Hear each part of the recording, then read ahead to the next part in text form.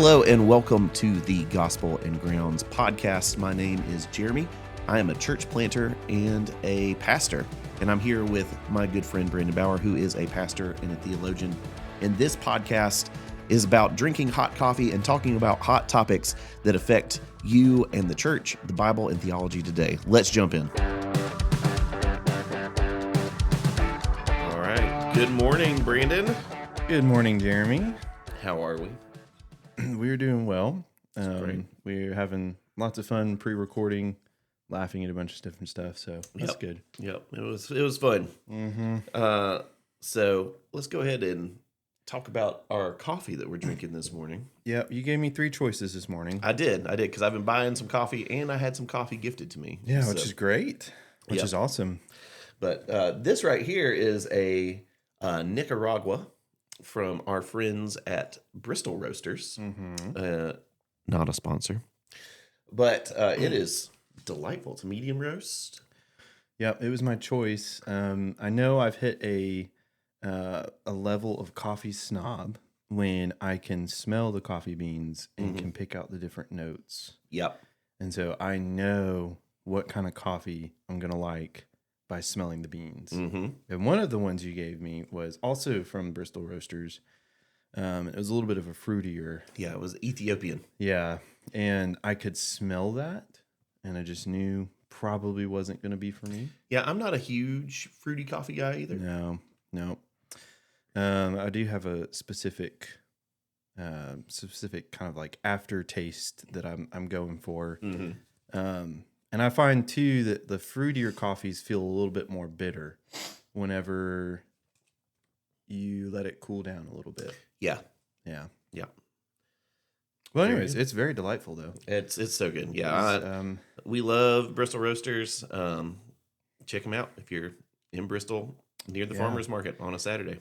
And to segue, this coffee was roasted by a man, and we're going to be talking about humans today. That was a beautiful segue. Yeah, I love that. Yes, thank you. As you can tell, we were laughing quite a bit. Yeah, we were. Well, this will be a refreshing pivot in our conversation because we've talked a lot about God. We have, which is not a bad thing. Not a bad thing at all. We talked about theology proper, which is the study of the Father. We talked about pneumatology, the study of the Spirit. We talked about Christology, the study of Jesus. We talked a little bit about bibliology, which is the study of the Scriptures. And so everything now is going to flow out of those doctrines that we talked about. We had to lay that foundation before we can get into some of the more subsequent doctrines.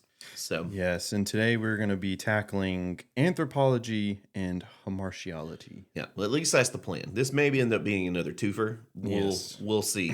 Because this is pretty deep. Because it's kind of impossible to formulate a complete and precise definition of sin without first exploring the biblical definition of humanity. Mm-hmm. And so we can't just talk about hamartiology. Yep. And I'm fighting myself to not explain that word right now because we're going to start with anthropology. Right. Because the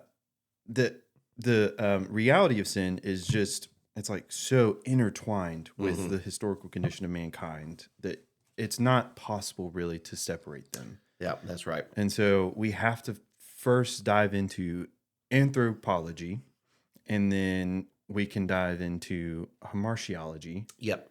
And then we'll see where we go from there. Yeah, and so the fundamental question that kind of anchors this is, what does the Bible actually mean when it defines a human being? And what makes humanity radically different from, the other mammals? Because, as the Bone Thugs and Harmony used to say, you and me, baby, we ain't nothing but mammals. Yes. And did you ever, as a kid, when someone said human being, think it was a human being? I don't think I did, but I also watched a whole bunch of sci-fi growing up. So yeah, for whatever reason, whenever someone said human being, my little kid self could not help but hear bean, and I was like, why are we beans? Well, I think we do start out a little bit like a bean. Kind of do. Yeah. Yeah. If you download one of those pregnancy apps, it's like your baby's the size of this, you know. Yes. All right. So anthropology, anthropos, Oh, and is that the root word anthropos? I think so. And then ology. So, dang, I forgot where that came from. Actually, is that Latin or Greek? Anthropos. Anthropos, I think, is Greek. That is Greek. And it means human.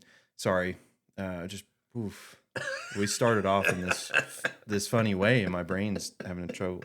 So anthropos, human, Greek, ology, the study of man is anthropology. And we're not going to necessarily dive too much into the scientific side of that as much as we're going to dive into the theological side of it. There's degree programs if you want to dive into the historical and scientific side. Yes, we're not going to talk about how humanity has developed over the years and look at the Bronze Age and all that kind of stuff. We're not doing that. We're more just looking at the theological side of it. And we're going to start out with a pretty common debate about the makeup of man. Yeah, so there's kind of two historical views, and there's actually a third view that I've heard here recently. Oh, interesting. Yeah, and that's the belief that a human being is fundamentally composed of three separate parts: mind, heart, or spirit, and body. Or the dichotomy, which is man is a being in a singular, unified entity divided clearly into two primary spheres: the material, which is our body, and the immaterial, the soul. Now, if you go into more charismatic circles, they'll talk about your mind, body, soul, and spirit, which would be a quadronomy. Yeah. So Maybe. we have like a trichotomy and a dichotomy, and then a quadrotomy. That's not a thing. Yeah. Anyway, but while many modern believers love to create a massive thing and get overly rigid and dogmatic, trying to force others into one camp, the structural reality is that both positions are completely orthodox. They are. No one is going to get a failing grade or lose their place in the family of God over this debate. So, yeah, and so the trichotomy, I've practiced that word, trichotomy version, where the three different, you have your mind, body, and soul. That's kind of traditionally more grounded in Greek philosophy than it is necessarily explicitly biblical. There's stuff in the Bible about it too, but there's also the reason for that is because in the Hebrew, those vocabulary words they use for soul, spirit, mind are actually very fluid and interchangeable throughout the Old Testament text. And then it's the same way when Paul starts to employ the Greek philosophical categories. Those are also very fluid and interchangeable.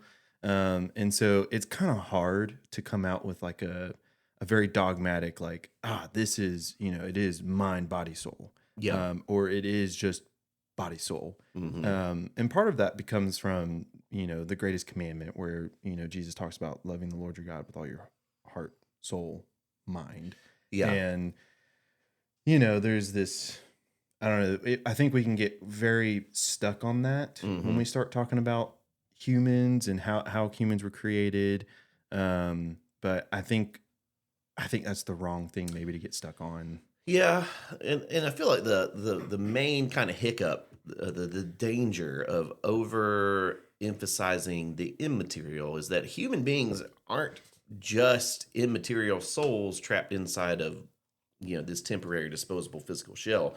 We are explicitly body and soul. That's why the ultimate eternal state promised to believers is not some incorporeal floating around forever as a disembodied spirit. It's a literal, physical, bodily resurrection.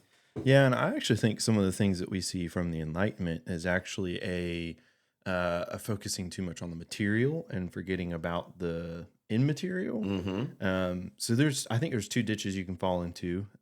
We can fall into one side that we're talking too much about the immaterial part, Right. And we forget that, hey, no, there is actually a physical resurrection that's going to happen, and we do need a theology of our body, and we do need to take care of our body. So, when people at the gym are like, "My body is a temple," And there is some merit to that, actually. There is. Like taking care of your body.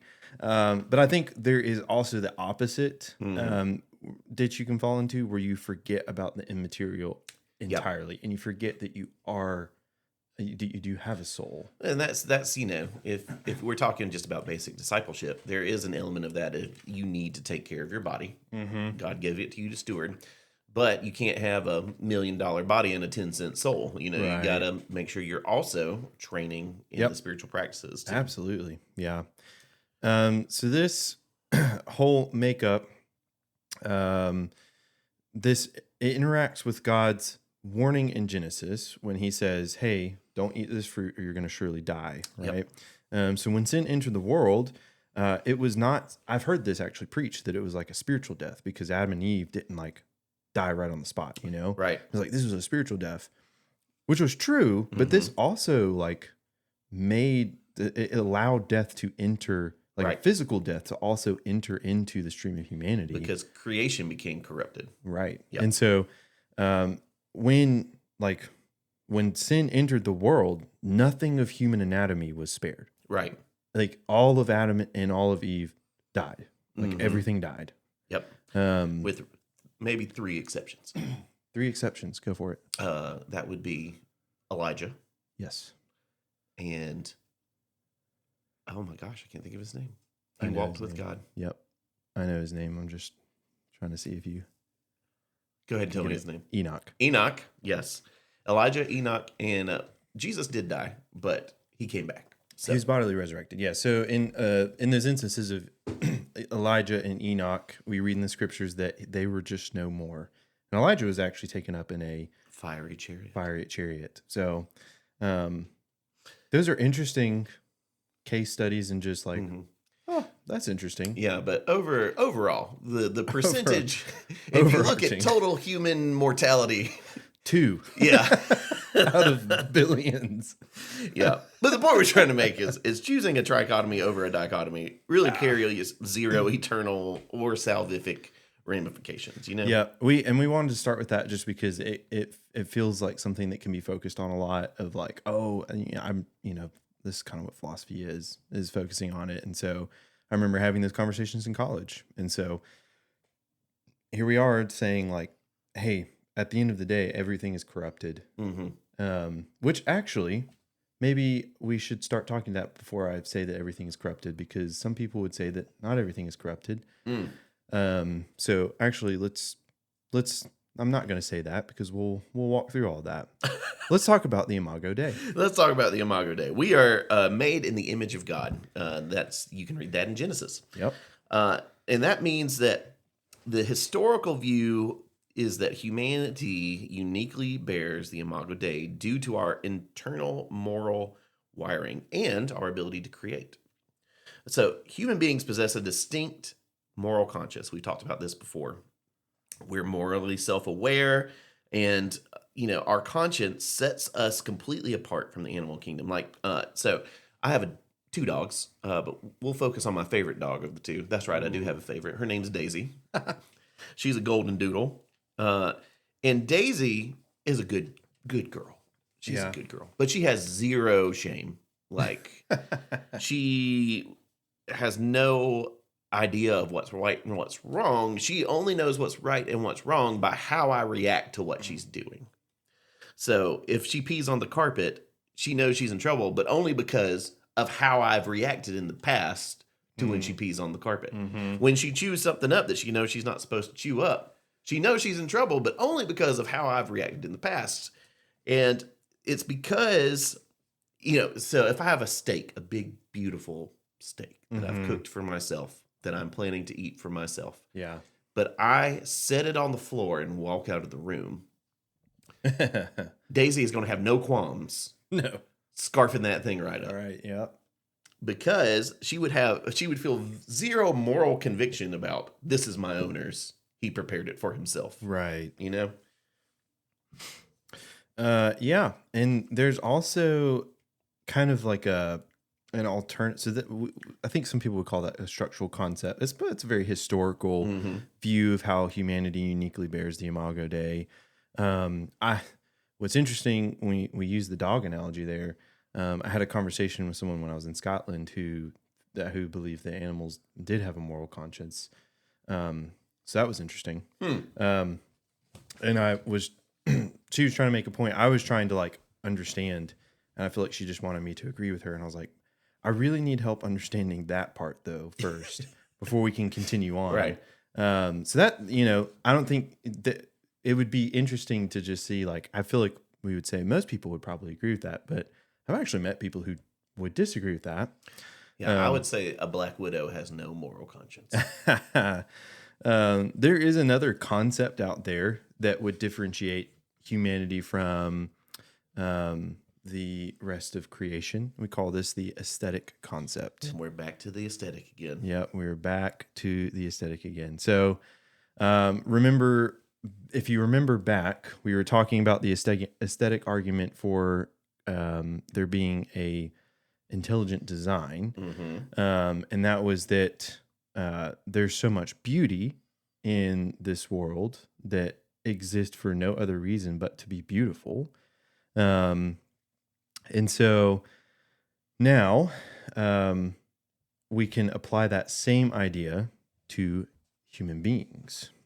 So this is so God being the supreme artist, we carry his image, and we have this ability to create art, which seems to be a very human, like a human only type of thing. What is that? What is the word I'm trying to use there? But it's like, it only seems like Distinctly human. Distinctly human. Thank you.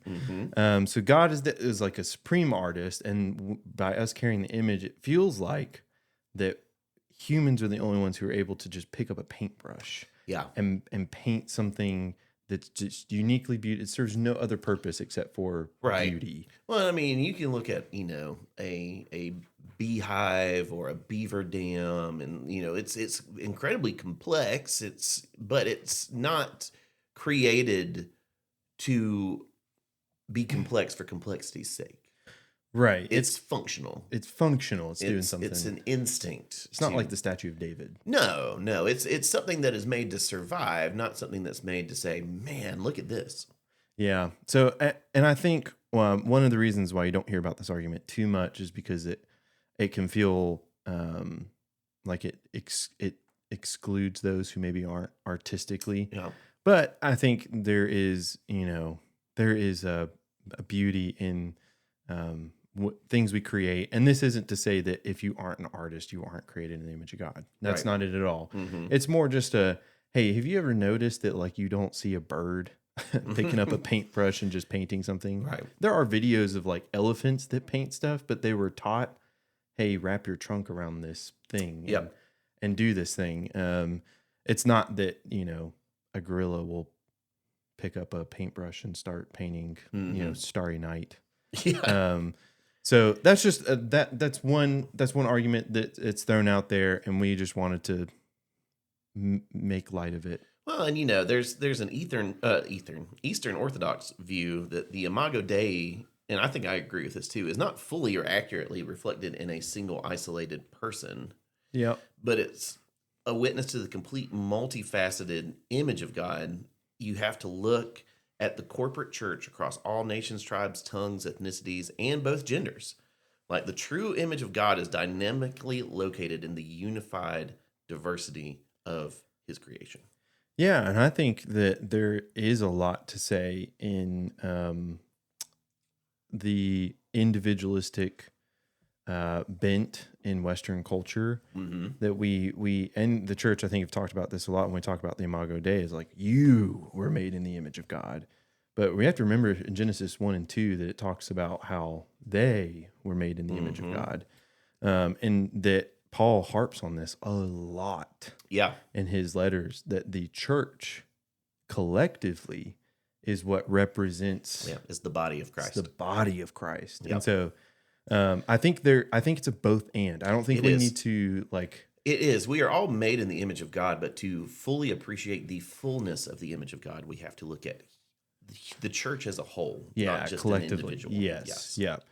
All right. So, what are the kids called? I think they say trigger warning. Trigger warning. trigger warning these days. We're going to talk about gender dynamics and We original are. intent. This is not talking about, and I think we actually probably should talk a little bit about this, about traditional gender dynamics according to American culture, I think it might be in here. because that's something that we can place on to different things. Yeah. But in order to talk about anthropology, we obviously have to talk about male and female, because it says in Genesis chapter 1, verse 27, that he created them, male and female. Yep. And let's define some terms, because Adam is Correct. humanity, Humanity. not man. Nope. Man is Ish, Yes. and woman is Isha. Isha. So when God looks at Adam and declares it is not good for him to be alone, he announces his intent to create an Azer. Azer. Yes. Which, This is a fun word. Yeah. English versions unfortunately translate this as helper. But in modern corporate vocabulary, a helper implies like a subordinate assistant who takes orders from a manager. It's an assistant to the regional manager, you know. In the original Hebrew, however, Azer signifies, not significance, a strict one-to-one equal correspondence between two entities. So in specifically Eve's case, she's described as an Azer kenegdo. And this is the helper that opposes. So if you think about the word picture would be like two tent poles, if you will, that are propped up against each other like a lean-to. So they exert friction on each other to hold the thing up. Well, and furthermore, this word Azer is attributed to one other person predominantly throughout the Old Testament. Yeah. And that's God. Yep, the Holy Spirit. So it would be really weird for this word in Hebrew to mean a subordinate. Yeah. If it's referring to the creator of the universe. Exactly. Multiple times throughout the Old Testament. And I think we have to understand, we can't, to be careful, we can't take that in the other parts of the Old Testament and say, well, see, Azer meant that over here, so it means that over here. However, we can look and see how the word in the Hebrew has been used throughout the Old Testament. And if we see that word applied to God in other places and we translate it differently, but in this one context, we're like, yeah, but that probably means subordinate. Yeah, and even going back to Ish and Isha, like they explicitly share this exact same structure and were designed by the creator. I need you to say ishness. The structural ishness. And were designed by the creator to stand as absolute equals. Yeah, it's only, and this is, we can get in the weeds with this for people who are like, well, what if I'm like Paul and I'm just single my whole life? But to see the fullness of God, it's supposed to be a man and a woman looking at one another, pointing out each other's, not just each other's godlikeness, but even correcting the things that are not like God in each other. Yeah, so in Genesis 2, there's this moment where God takes out of Adam a part of him to out create of his side. Isha. It'd be wrong to call her Eve at that point because that's not her name. Her name is Isha. Not Eve until after the fall. And then Adam wakes up from that deep sleep, and that's where he calls her Isha because he says, it's like this moment of like, he sees Isha for the first time and he's like, whoa. Yeah. This is bone of my bone, flesh of my flesh. Yeah. This is different from everything else that's been created. Yeah. And then it gives this little summary paragraph where it says, and this is why a man leaves his father and mother and becomes one with his wife. It's the two. So God created out of the one, two, so that they could come back together and be one. Yep. And Paul reflects on this in the New Testament and says that there's this like weird, talking about marriage. He's like, this is just a mystery. Oh, and by the way, I'm actually talking about Jesus in the church. Right. And so like there's profound mystery in this when it comes to how we have Ish and Isha that were created, and then they're brought back together through this covenant of marriage, and then what that all looks like. And it's just interesting when you actually dive into that word. azer and what that means. So, anywho, Yeah. So the point keep we're it moving. we're circling around is that yeah, that let's just go ahead and get into it. any and all gender subjugation is an ugly, broken consequence of the fall. Yes, And we see that Paul, even in the New Testament, says that hey, there's no Jew and Gentile, no slave and free, no male and female. That is not talking about gender fluidity. That's talking about we were created equal.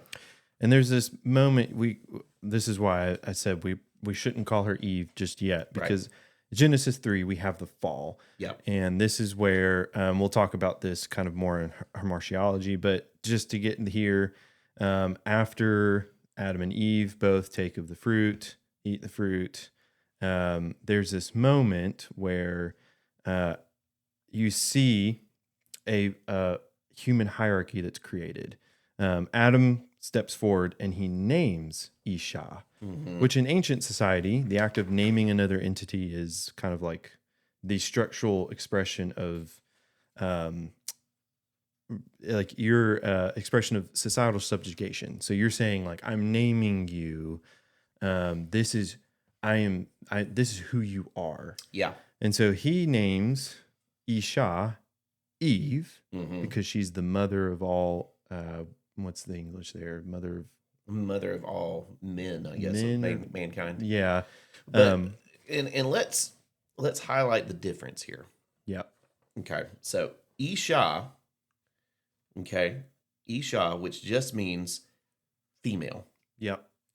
Adam names her Eve and then moves her name from her identity to what she produces. Yep. This is who you are. Yep. It's effectively saying, oh, you're kind of, and it's not, and here's what gets kind of, it's not all bad. I mean, No. it's it's not that like it's a bad thing, and it is a truth kind of statement that she is going to be, the mother of all of humanity. But there's a subtle difference there. And then there's also, you have to think about the curse that, is it a curse? Consequence that God tells Eve that she's going to desire her husband, but he's going to rule over her. This is a consequence. Yeah, that's not a directive from God. It's a consequence God's of the saying fall. that because you've done this, Yep, this is what's going to happen. Yeah. And there's, I think we have to dive into that. We probably could dive into it more than we have to. Yeah, we can talk all about how men lead toward passivity while women lead toward wanting to be in charge. We could talk about lots of different things. Yep. But essentially, the fall, like while it simultaneously ruptured mankind's community with God, and that's horrible, it also ruptured the corporate community between Ish and Isha. So between male and female, that was completely ruptured now. Yeah. Because now man and woman can't be naked together and unashamed. Yeah. And God initially commanded man to subdue the earth. And like people I've heard use this for reasons why we shouldn't care about recycling or the environment or all this other stuff. You can call me and Brandon filthy hippies, but we're pretty passionate about taking care of the earth. Yeah, we want to take care of it, man. Yeah, because that word subdue is more like to husband the earth. And you're like, that's weird, Jeremy. What does that mean? Okay, well, I'm going to tell you. Husbandry. The Hebrew framework meant to actively care for, nurture, and love the earth, the creation, like a dedicated husband loves his family. Fallen humanity perverted this mandate into toxic exploitation and really just raw, corrupted greed. Subjugation is fundamentally our broken idea, not God's. Yeah, I think there was like this, reading through that Genesis 1 narrative, it's more of a stewarding creation, you know, like bringing out so creation, I think Tim Mackey says this, it was like teeming with potential. Yeah. And then humanity was supposed to bring out that potential. Well, humanity was supposed to take the garden, which was in one point on earth, and spread it across the whole earth. Now, ultimately, Jesus is going to do that. Yes. Someday. Yep, because he's the new Adam. And all earth will be Eden. Yes. But We're not there yet. But that was, and I think, this idea of just kind of like using and abusing the earth, or even just using and abusing people, is just fundamentally a broken idea, that was not, just didn't seem to come out of Genesis 1. So Yeah, taking advantage of a people, a place, or a thing is a human thing, not a God thing. right, yep.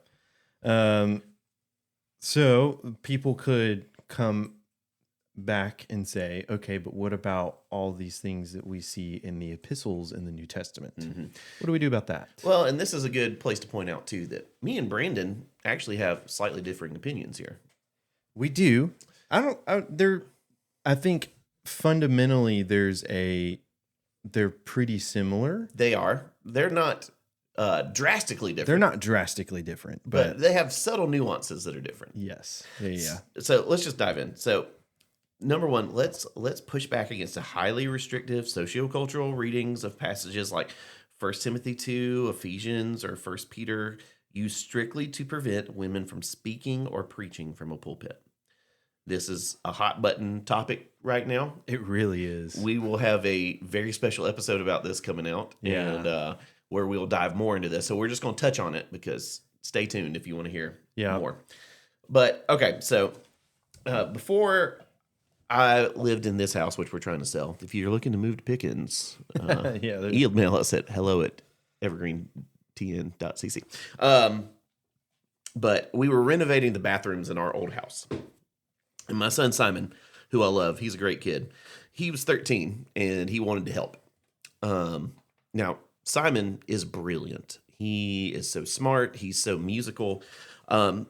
He could grow in his ability to work with his hands a little bit.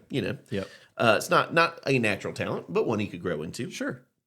So I'm redoing these bathrooms with Simon. He's helping, and his role is really to stand there and just hold the idiot end of the tape measure.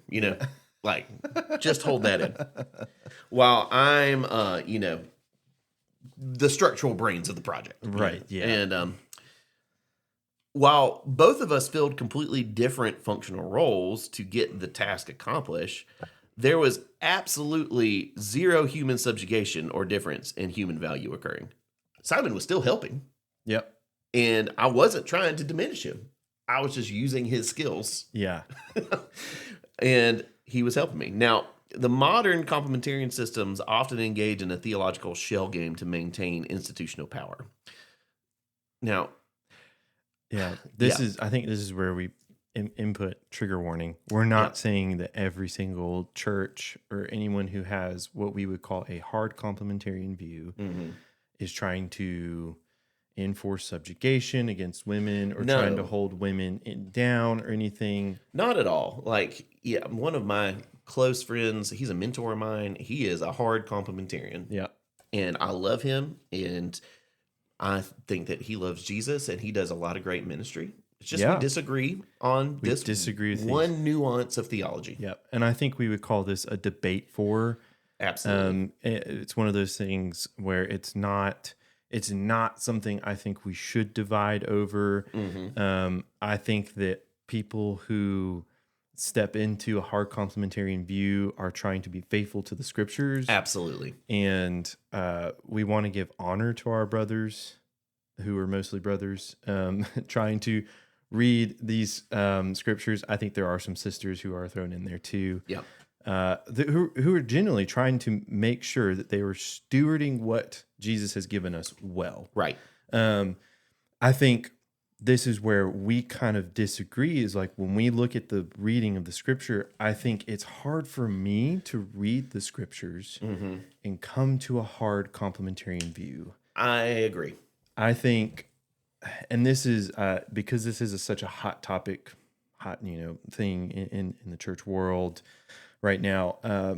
There's one of the things I've been telling people is, for me, it is hard to read the scriptures and say that women are not allowed to specifically preach or teach to a gathered body of people. Yes. And I think that's what a hard complementarian view, and maybe it's not just that they can't hold the role of elder. Right. I think it's more that there's like this, women are not allowed to teach and preach from a pulpit. Yeah, it's hard for me to get to a point where we would say we can't hear a female perspective on the scriptures. Not to say that there's... So let's talk about... Okay, this is where we'll go. Let's talk about the throne room. Okay. We have a couple of throne room scenes in the Bible. We see it in Daniel 7. We see it in Isaiah 4. We see it in Ezekiel, where we get a glimpse into the throne room of Yahweh. Yep. And one of the things that is consistent across all these is that there's angels around the throne. And what are they saying? Holy, holy, holy. So it's like every time these angels move around God, they see a different point of view of Yahweh, this beautiful, multifaceted being. Yep. And they're calling out to each other. It's like, oh, he's holy over here. We need all sorts of different voices because my experience, my life experience, shapes my view of Yahweh a specific way. Brandon's life experience shapes his view of Yahweh a specific way. And sometimes can shape it into a false way. But, someone who survived cancer has a much different view than Yahweh than I do. Yeah. Someone who comes from Uganda has a much different view of Yahweh than I do. Yeah. And someone who has a female experience has a much different view of Yahweh than I do. Yeah. And we need diverse voices. Just like we have 4 accounts of the gospel narrative. Yep. We need different voices, all giving us different angles of what we see in Yahweh, because all of them, if they are true to Scripture, are accurate views. Yes, I think, and this is probably where our extra special, because right now what we're kind of getting into is we're kind of diverting a little bit away from the anthropology talk, which we'll get back to here in a second. But the reason why we wanted to spend a little bit of time here is because this is such a hot topic right now. Yeah. To clarify, me, Brandon, I hold what is called an egalitarian view. So what does that mean, Brandon? Essentially, it means I believe that females can hold the role of elder in a church. So this is different from how I grew up. I grew up with what I would call a hard complementarian view. Okay. So it was that men were not only pastors, which means, and I guess we should clarify here, when I say holding the role of elder, I would consider, and this is where things get really tricky and you have to think about ecclesiology. Well, and let me just tag in right here. Yeah. The problem here is elder is very clearly defined in the scriptures. Elder, overseer. Elder, overseer, deacon. Pastor is a little more fluid. Yeah. It's kind of like a spiritual gift. It's not very clearly defined in the scripture. And so I think this is where it gets tricky with your ecclesiology. Because and this is why I specifically said role of elder / overseer. Yep.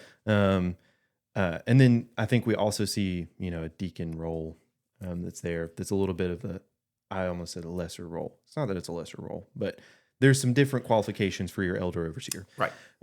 And I also, in that view, believe that, women can teach from the pulpit and can, have leadership in everything.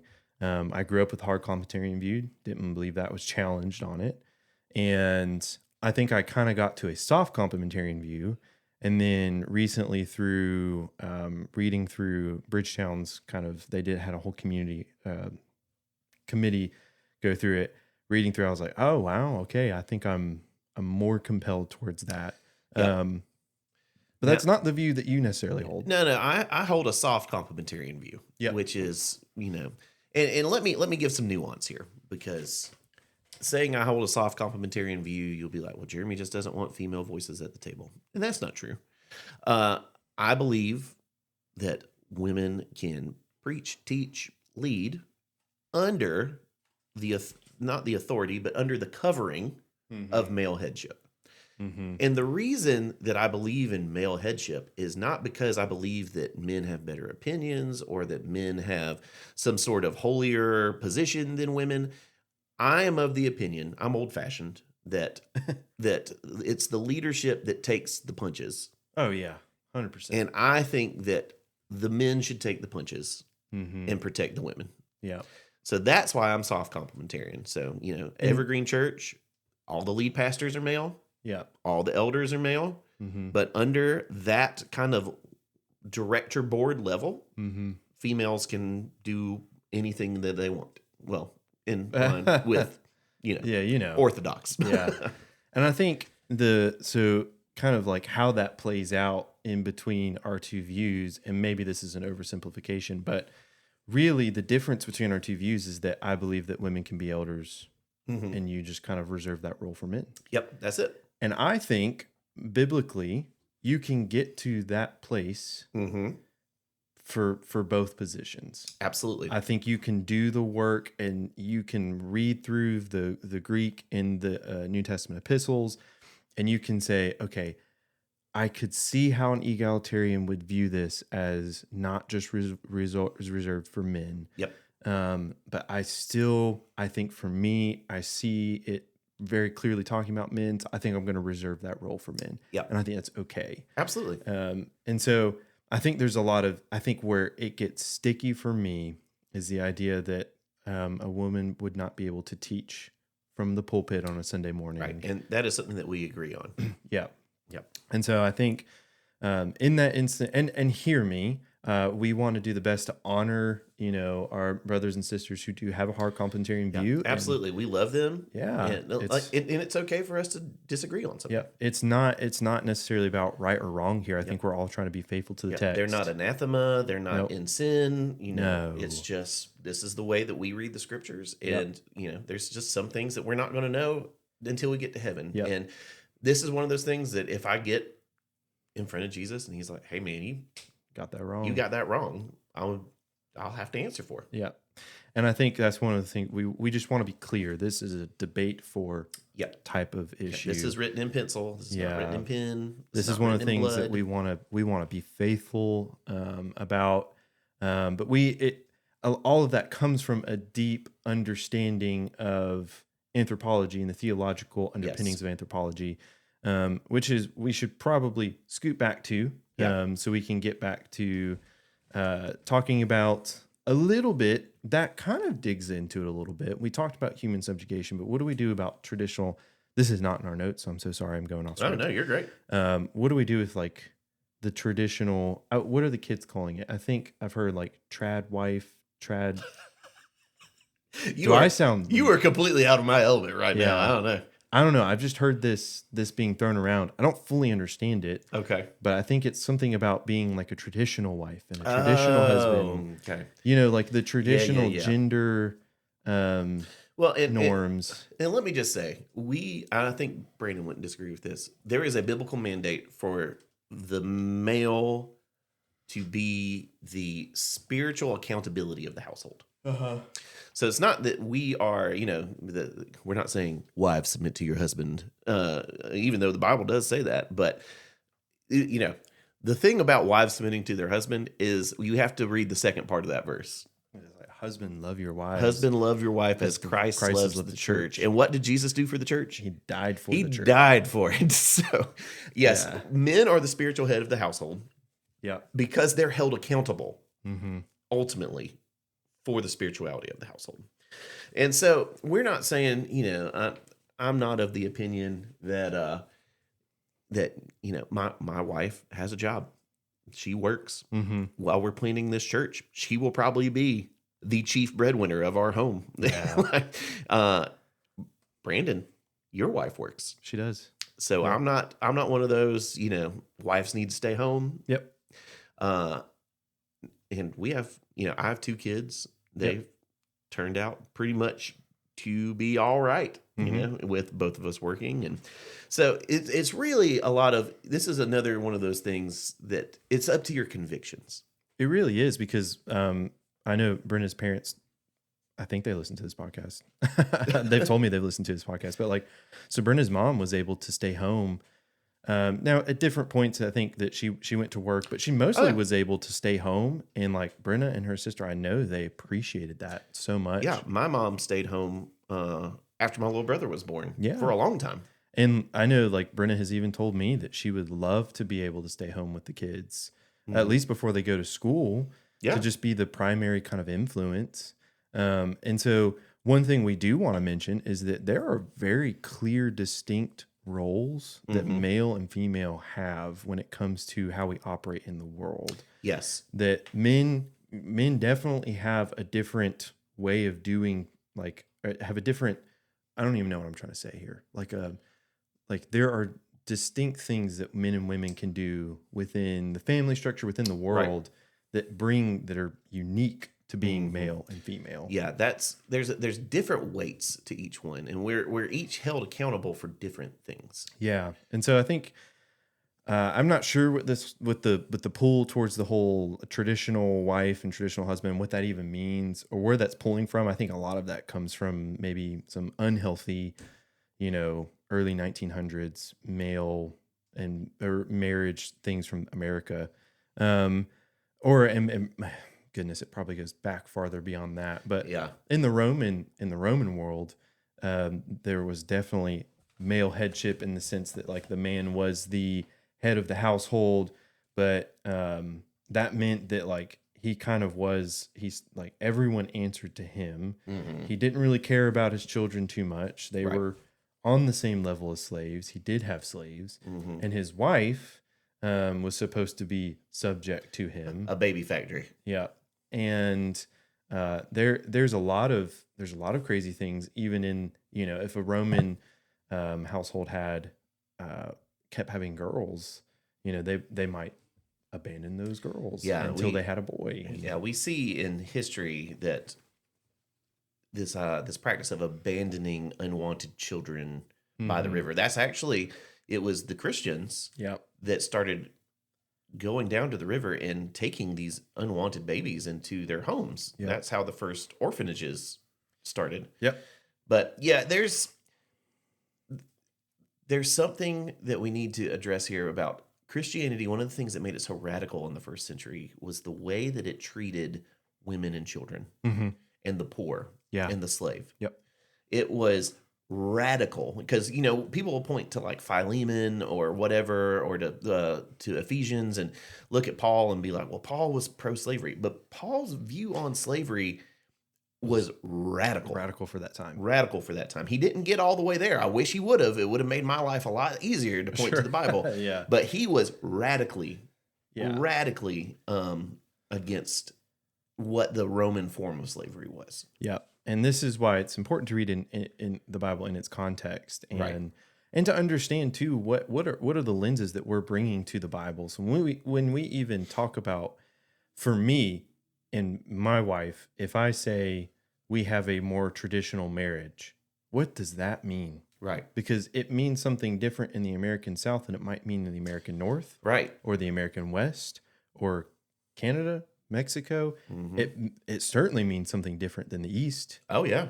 Because the Eastern way of marriage is completely different. Absolutely. And so we have to understand these. What are the things that we're bringing to the table that aren't necessarily a part of the scriptures, and that we need to weed out. Yes. And try to understand, like, what's the worldview that I have? Right. And when I read about they were created male and female, okay, what is that even? What am I bringing to the table?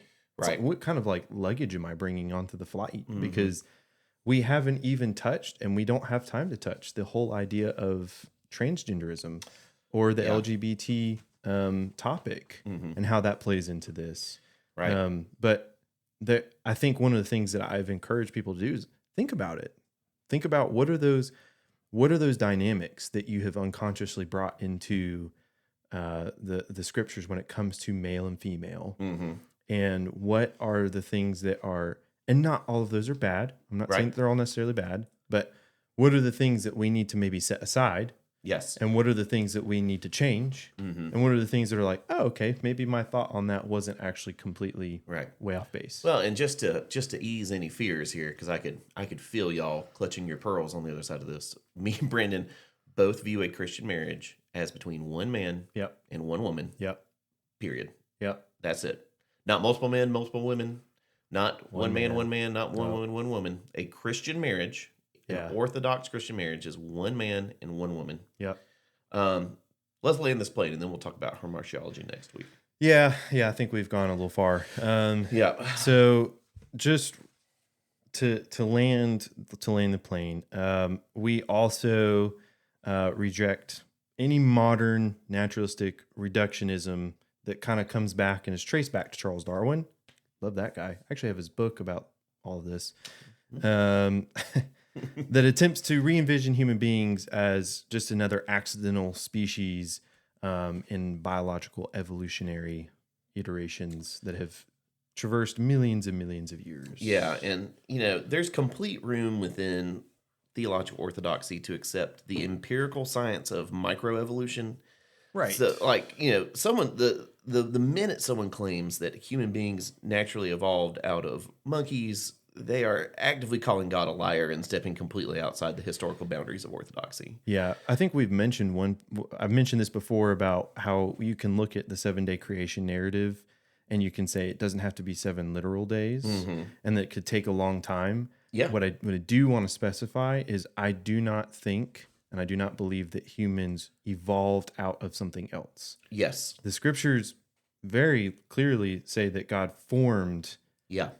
Now, he did form us out of the dirt, but it's his breath that came into our lungs that gave us life. So we were formed by the hands of God. Yeah, intentionally. Yeah, because Christian anthropology demands that human life be viewed as possessing the penultimate value above all other elements of creation, because we were created by hand with intention to bear the image of our Creator. Yeah, and we see this in the Psalms. We'll get into this a little bit, but we see this in Psalm 139, where it talks about us being knitted in the womb.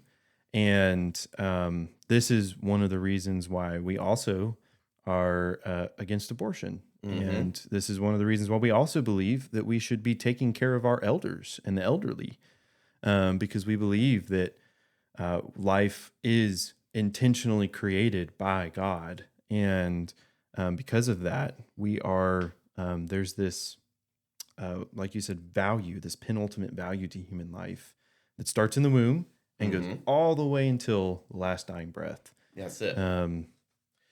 Yeah, and I'm a believer, believe it or not, and I deeply love my dogs, my cats. But the minute that someone asserts that a dog's physical life is worth the exact same value as a human child or a human adult, for that matter, they are operating from a distinctly non-Christian worldview.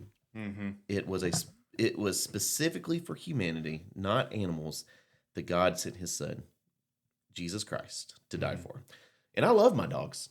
Yeah, I would probably take a bullet for one of my dogs if someone was shooting at it. But well, and I think too, like you can, I think this is one of the things I would love to just kind of finish off with. This is thought process of, did animals talk? Oh yeah. And this, the idea that C.S. Lewis brings of animals talking and stuff, and that's stuff that that's fun to play around with. But I think in the Genesis narratives, we can see that there was one creature who God breathed His breath into, and that was humanity. It was. And so there's something unique about humanity made in the image of God. So if animals could talk before, that's awesome. Yeah, and I would love it if we got to new creation and they do it again. They do it again. That would be awesome. Yeah, please, Lord. That'd be so cool. But even better if it could be like a Disney movie and they do your laundry and stuff for you. Yeah. All right. That is a brief overview of anthropology. Yes. And the theological underpinnings of anthropology. I'm sure we probably got some things wrong. I think this is one of those like really tricky, topics. But just know that through all of this, me and Brendan are just trying our best. Yeah, we really are trying our best to deliver y'all some good content, and more than that, to give you things to think about. Because Yes, 100%. maybe, with the women in ministry thing, you reach a different conclusion than we do. And that's okay. And that's okay. Like the we point said. is that you're thinking about it. Yeah, we want you to think about it. We want to be open with where we stand, but I think one of the things that we fail to do in our culture today is being okay with disagreeing with one another and still loving each other after that. Mm-hmm. And I think the church should be the people who take the first steps in that. Yes. And so that's why you hear us disagree with people who are hard complementarians, or you definitely will hear us disagree with people who have a more liberal theological view on marriage. Yeah. But we're also going to do our best to seek to understand. And even though I can confidently tell you I'm going to disagree with someone who has a different view of marriage, Yes. I still want to seek friendship and love that person because Jesus said it was by our love that people are going to know. Yeah. The Lord gave us empathy for a reason. Yeah. And so we need to, do our best to be empathetic. Yeah. Seek to understand. Yes. Don't seek to argue. That's right. All right. Next week, we talk about Theology. sin. Yeah. That's fun times. to do a good palate cleanse at some point in time after that, we'll talk about angels and demons. That shouldn't be controversial at all. No, not at all. And then we'll do a very special episode about some of the things that are going on right now with the complementarian versus egalitarian view. Yep. And eventually we will get to eschatology, and we might lose all of our followers. Now, Jesus might come back before then, but... All right. Well, we love y'all for Gospel and Grounds. My name's Jeremy. I'm Brandon. And we'll see you soon. Bye. Thanks for listening to the Gospel and Grounds podcast. This is part of the Evergreen Podcast Network. Our theme music was provided by the band Splitwave. And if you'd like to learn more about this podcast and others, you can visit evergreentn.cc. As always, we bless you to grow in the way of Jesus together.